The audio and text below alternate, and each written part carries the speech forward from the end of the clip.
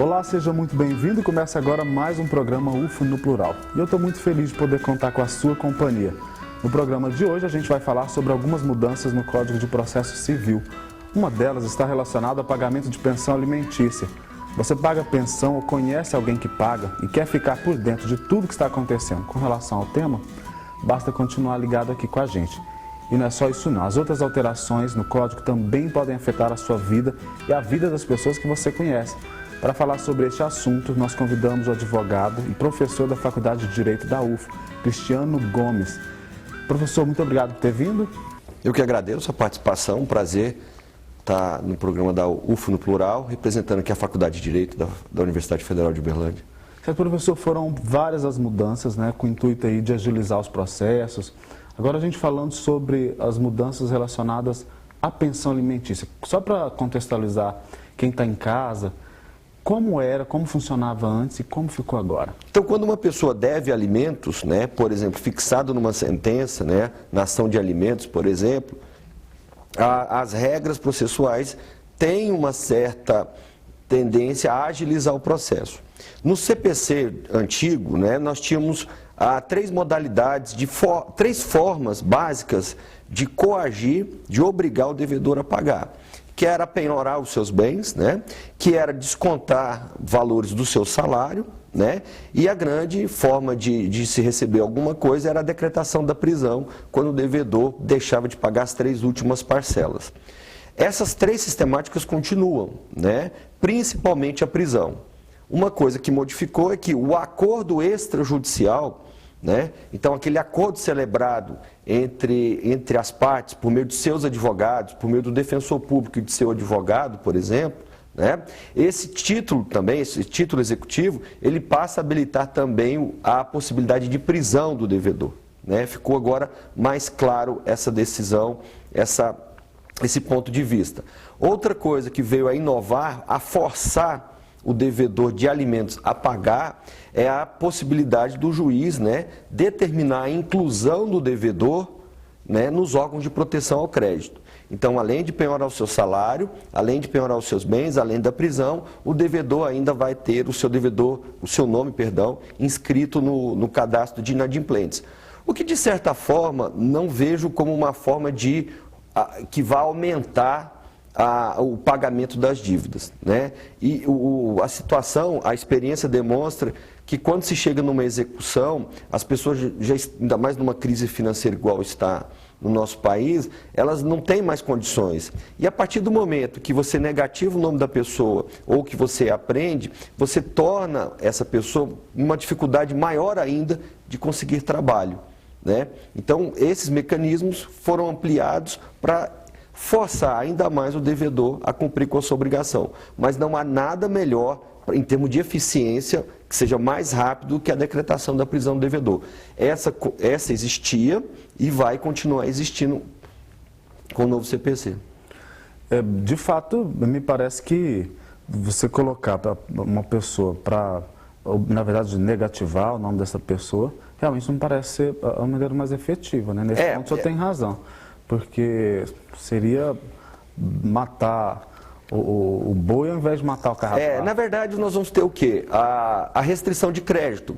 Então, o devedor não vai poder ter crédito na praça.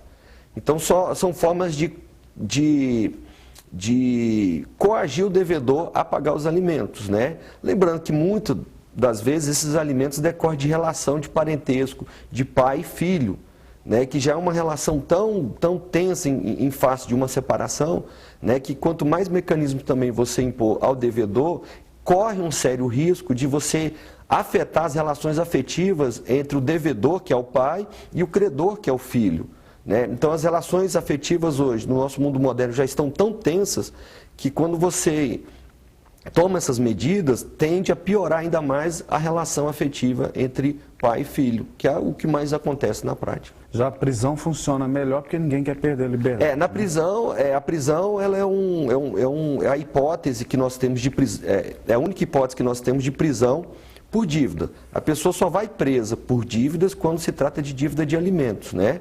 Aí não são todas as dívidas, todas as dívidas em atraso. São aquelas que englobam as três últimas parcelas, né?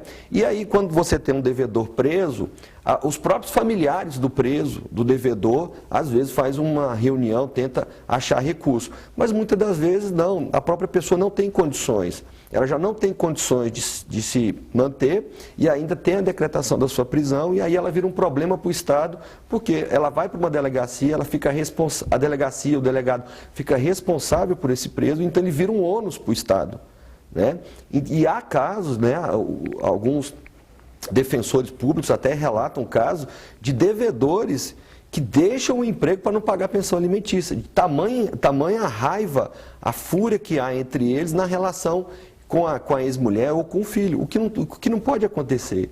Então, o Tribunal de Justiça de Minas, as leis processuais buscam sempre a mediação, né? Sentar numa mesa, conciliar, mediar, porque, como eu havia dito, não é só uma relação entre credor e devedor. Não foi uma pessoa que foi na loja comprar um produto e não pagou. Ali é uma relação de afeto, né? Uma relação entre pai e filho, entre mãe e filho, né? Entre avós. Os avós também são responsáveis, podem ser responsabilizados por dívidas de alimentos. E o mundo, como uma expressão que se diz, dá muitas voltas.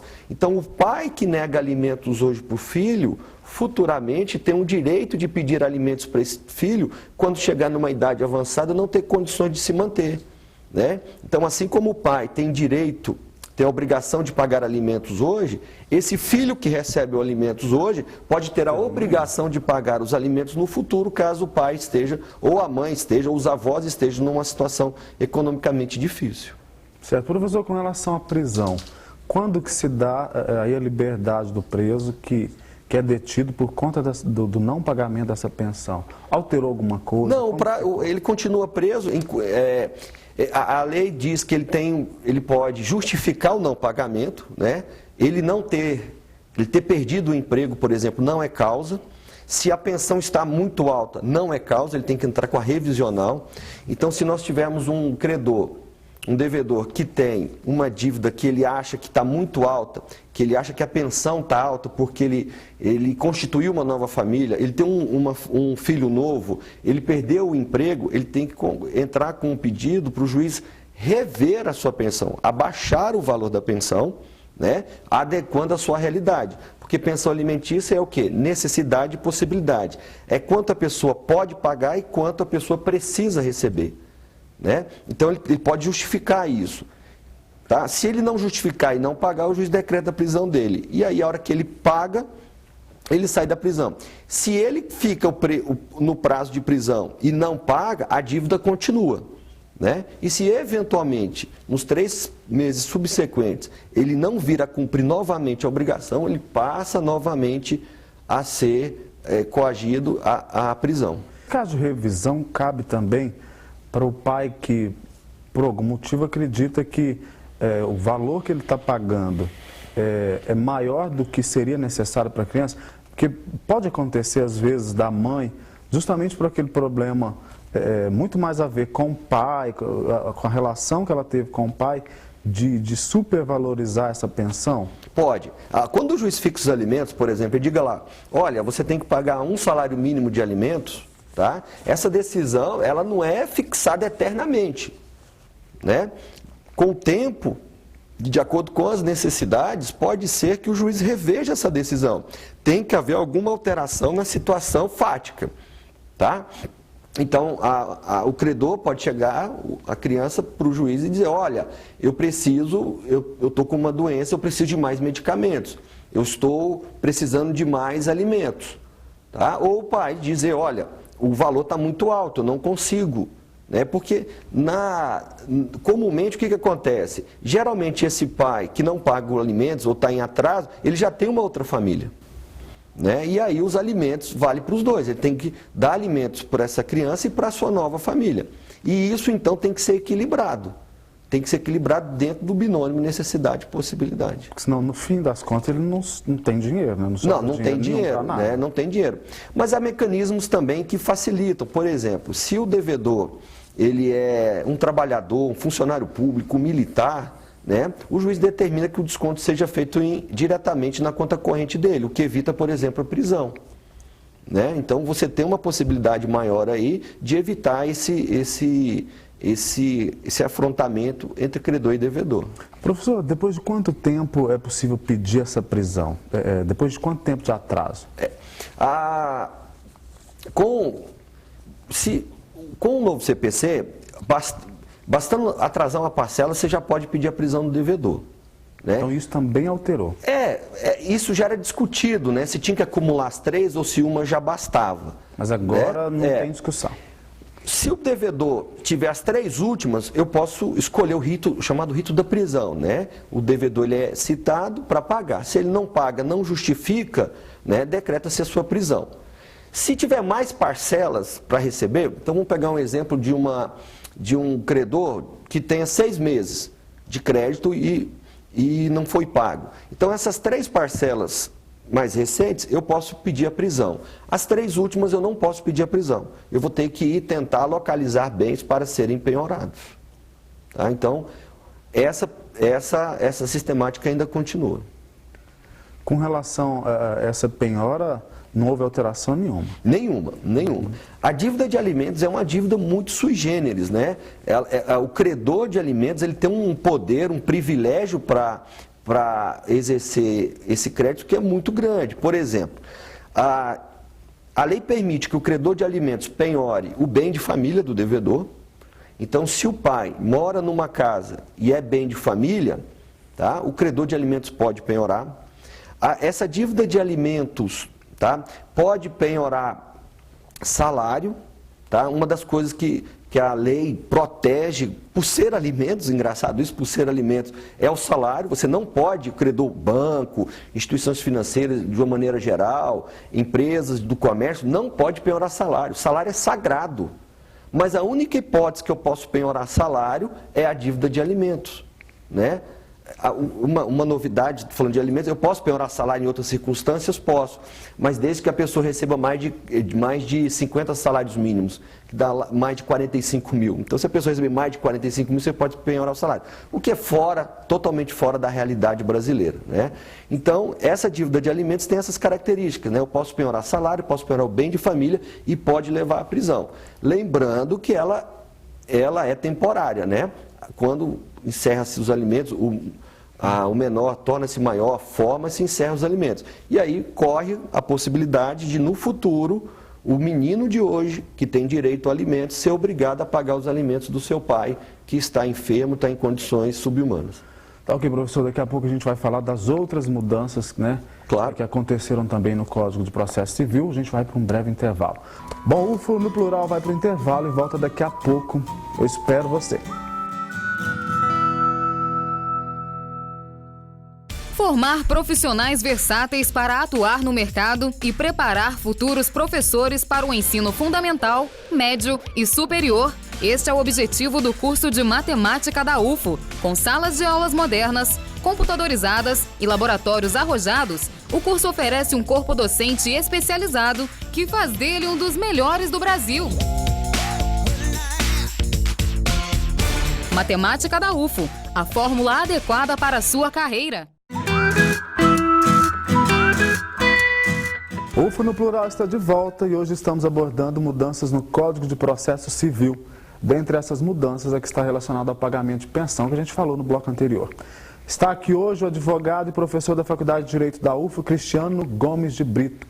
Cristiano, a gente estava falando no bloco anterior sobre a pensão alimentícia, agora a gente vai falar também sobre as outras mudanças. Essas alterações, né, visavam aí, tinham como objetivo diminuir o número de processos, né, limpar aí as prateleiras, porque a gente tem mais de 100 milhões de processos, é isso? O espírito, a ideia do processo civil é agilizar o julgamento. Como eu disse, a pessoa tem direito, a outra parte não cumpre a sua parte no contrato, então ela busca a tutela jurisdicional, ela recorre ao judiciário para ter o seu direito reconhecido ou realizado. Daí então, as regras de processo, elas, com o novo CPC, tendem a ser mais ágeis, né? Então, a ideia é que, com a sistemática processual nova, haja uma celeridade, os processos sejam julgados de forma mais rápida, né? Isso no papel. O Brasil hoje ele precisa, antes de mais nada, de normas, de regras jurídicas que deem segurança jurídica às partes, né? Então a gente tem muito problema de consórcio, a gente tem muito problema na compra e venda de imóveis na planta, muitos problemas de relação de consumo. O próprio Estado, a União, Estados e municípios são os maiores recorrentes, as pessoas que mais utilizam o Poder Judiciário, né? Então, reportagem agora de domingo, o acidente de trabalho que teve na Gameleira, em Belo Horizonte, completando 40 anos e ainda não se resolveu essa questão, né? Então, o próprio Estado é uma das pessoas que faz mais uso desse recurso e atrapalha e leva à morosidade.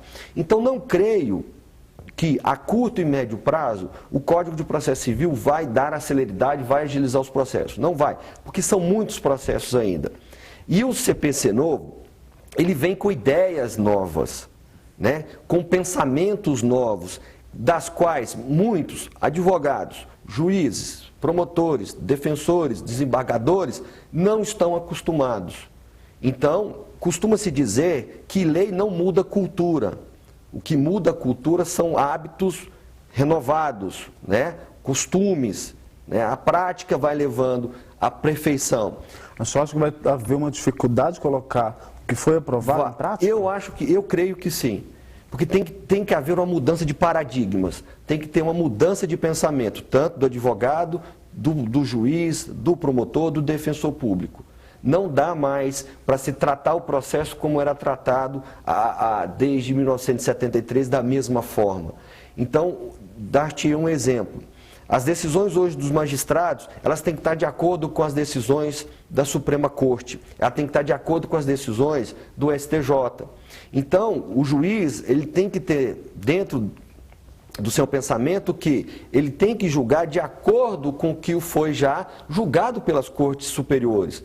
Então, se determinada questão é julgada de forma X pelo STJ, se o STF diz que tal imposto é inconstitucional, tá? Não dá para o juiz de primeira instância julgar de forma Y ou dizer de forma diferente do que diz o Supremo.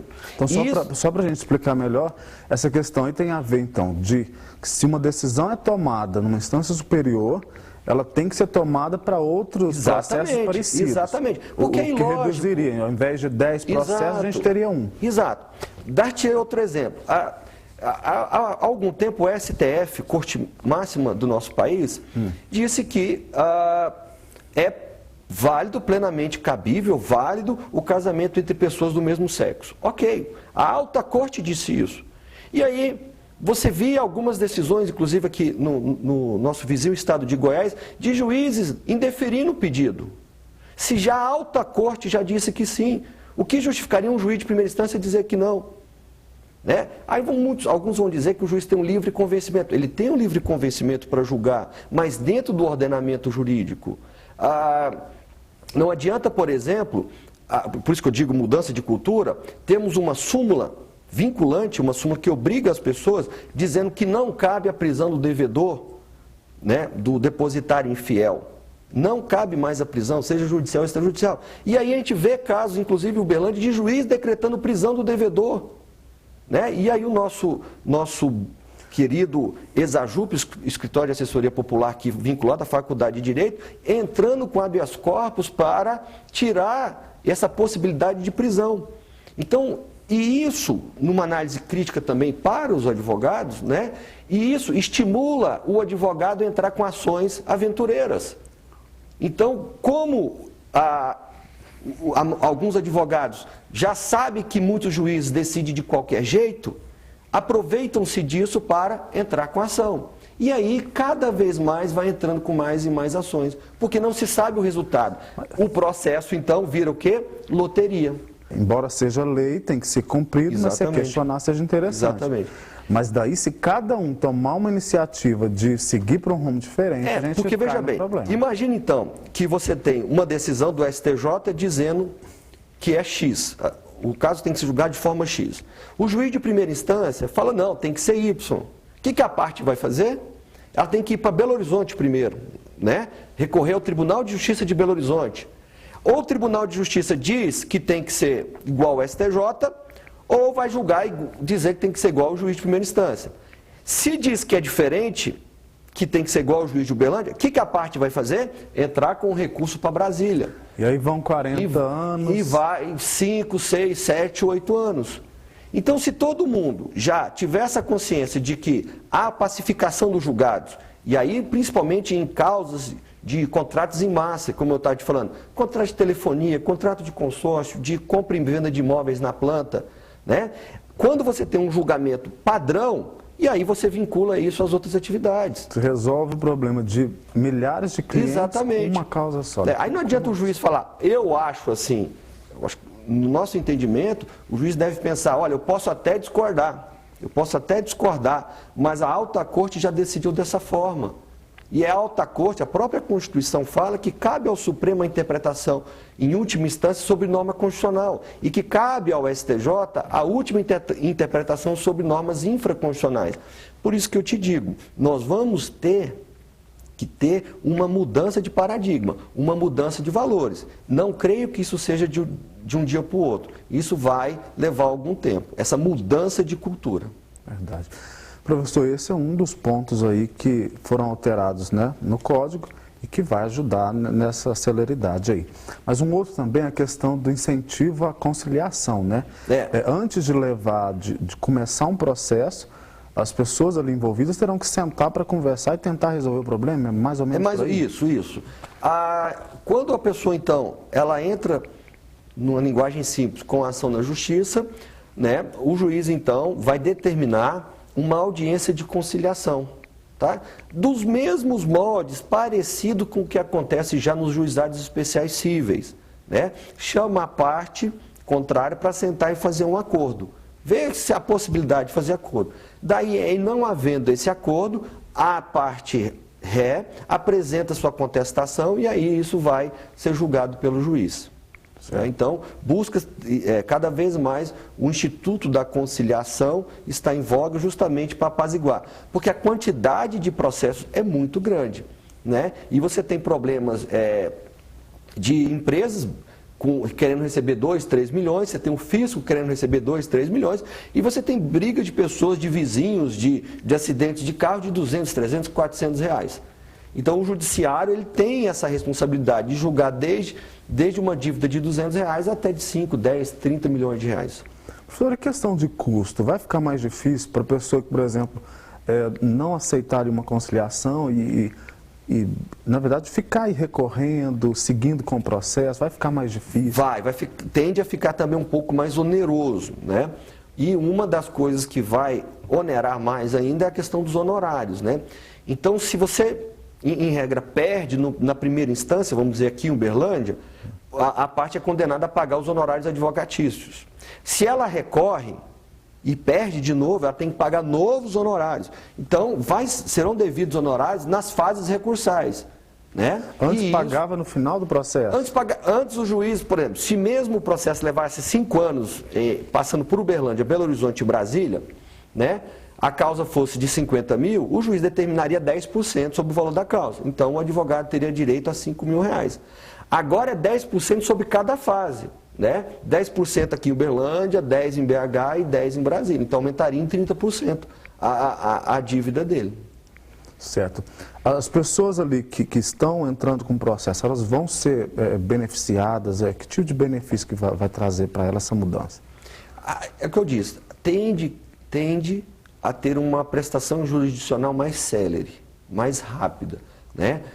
Inclusive, somando o CPC, está vindo aí com cada vez maior força o chamado processo eletrônico, né? Então, uma das coisas que o judiciário reclama é de espaço.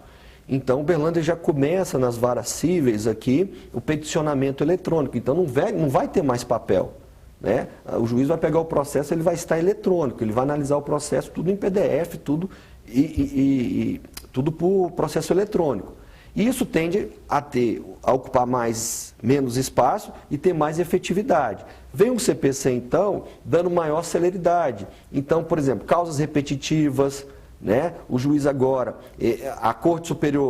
as Cortes Superiores podem parar todos os processos embaixo para decidir uma causa que está sendo julgada no Brasil inteiro, como, por exemplo, FGTS, questão de alienação fiduciária em garantia. Então, o ponto crucial é a celeridade. Né? É a celeridade. Com relação à mudança. Né? Porque o judiciário nosso é lento. Infelizmente é lento. Mas é lento por quê? Por uma série de fatores. Não é só culpa do judiciário, é culpa do Estado, como eu disse, que é o maior incentivador de litígios, é culpa do Poder Legislativo, que não faz leis adequadas, elabora leis duvidosas, que cada advogado interpreta do seu jeito, que um juiz interpreta do seu jeito. Então, é uma série de fatores que contribui para a demora da prestação jurisdicional. E o CPC tende, né? Só o tempo dirá se ele vai conseguir acelerar essa prestação jurisdicional. Professor, só para finalizar brevemente, pode ser que alguma pessoa esteja preocupada com essa questão. Ele visa, né, ele tem como objetivo essa celeridade, mas é preciso salientar que os direitos serão garantidos ainda assim, os direitos com relação ao próprio recurso, né? Assim, não.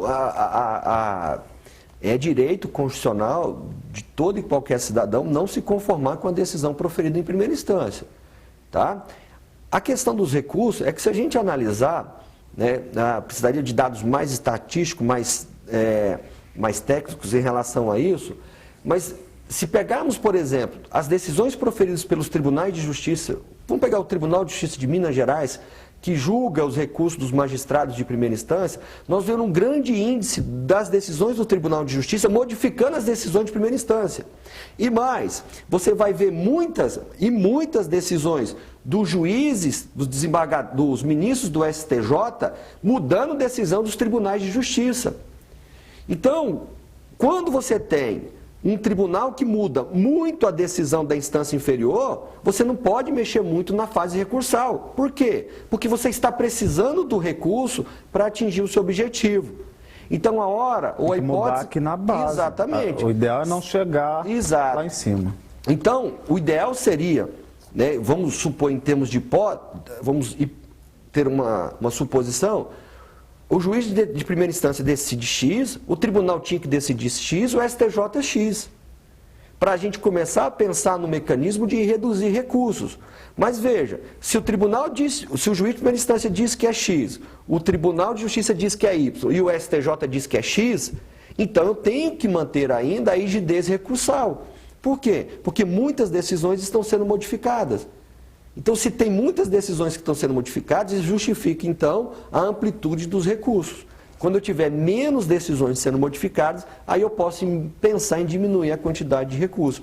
Por isso que o legislador veio e disse que há que se obedecer aos precedentes jurisprudenciais, há que se obedecer às súmulas, há que se obedecer às súmulas vinculantes, para justamente não ficar estimulando esse tanto de recursos que faz com que o processo demore ainda mais. O assunto, né, para pano, né, um assunto que dá para se estender muito, quem sabe na outra oportunidade a gente discute isso.